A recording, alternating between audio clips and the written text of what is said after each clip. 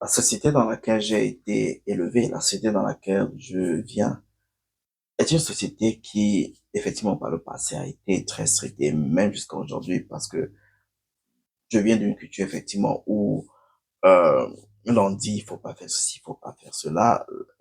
Société dans laquelle, effectivement, le comportement d'un enfant à l'égard de son papa euh, est assez réglé ou régularisé. En ce sens qu'un enfant n'ira pas toujours vers ses parents pour tout déverser ou déverser son sac à bêtises, ou du moins son sac à expérience. Il ne le ferait pas toujours parce que, effectivement, il est un tout petit peu peur des représailles de ses parents. Mais bon, je viens effectivement de ce genre de société, mais je dis merci Dieu parce que c'est grâce à cette manière de faire les choses, grâce à cette société que je suis là où je suis. C'est grâce à cette société, effectivement, que j'arrive à faire ce que je fais. C'est grâce à cette éducation, en fait, stricte que j'ai reçue qui m'a permis de ne pas être sur le mauvais chemin, mais d'être toujours sur le droit chemin. Mais après, j'ai grandi. Ou du moins, on grandit, je vais parler en général, on grandit. Et là, on se rend compte que les choses peut-être devraient changer de temps en temps.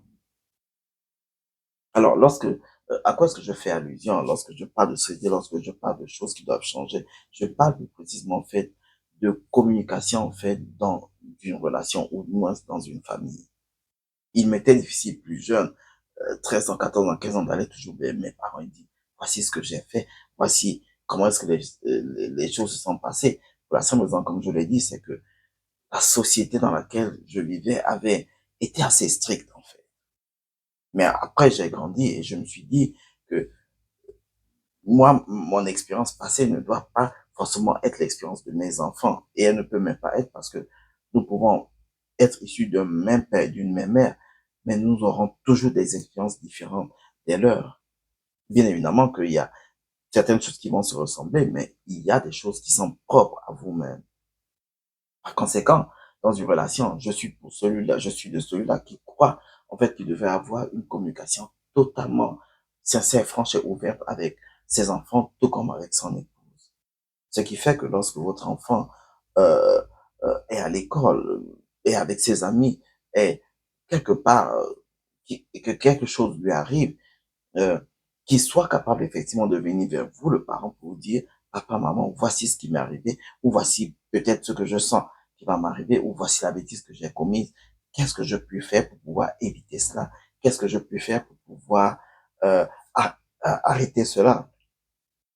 Alors, vous, en tant que parent, parce que vous êtes plus âgé, parce que vous avez déjà eu une expérience par le passé, vous serez capable effectivement de tirer dans votre sac d'expérience, c'est comme ça que je l'appelle, tous les outils pour pouvoir aider votre enfant à aller de l'avant, pour aider votre enfant à pouvoir contrecarrer effectivement quelque chose peut-être qui allait être néfaste pour lui ou négatif pour lui. Que cet enfant effectivement puisse se baser sur votre expérience en tant que parent pour pouvoir aller de l'avant.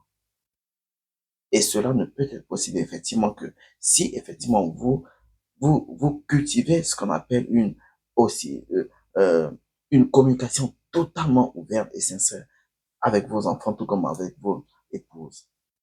C'est ainsi que je dis en fait que le tabou ne devrait pas exister entre un enfant et son parent. Certes, je sais que un enfant fille, par exemple, traverserait un certain nombre d'expériences qu'elle n'aurait peut-être pas envie d'en parler avec son papa, mais qu'elle soit capable de le faire avec sa maman et vice-versa. Parce qu'il faut avouer que bon, il y a des sujets peut-être qui sont un tout petit peu gênants entre un papa et sa fille, tout comme avec un garçon et un fils et sa maman. Mais lorsque vous cultivez en fait une communication totalement ouverte, un enfant sait que quelle que soit la situation, soit il part chez son père ou chez sa maman, il aura la solution par rapport à ce qu'il traverse. Donc, je dis non à, non à, au fait d'être trop ou extrêmement strict avec ses enfants, mais plutôt je dis que en tant que parent, on devait cultiver cette communication dans notre foyer, dans notre famille, entre nos épouses et nous, entre nos enfants et nous. On devrait cultiver ça pour éviter souvent d'être désagréablement surpris par ceux qui sont autour de nous et ceux surtout que l'on aime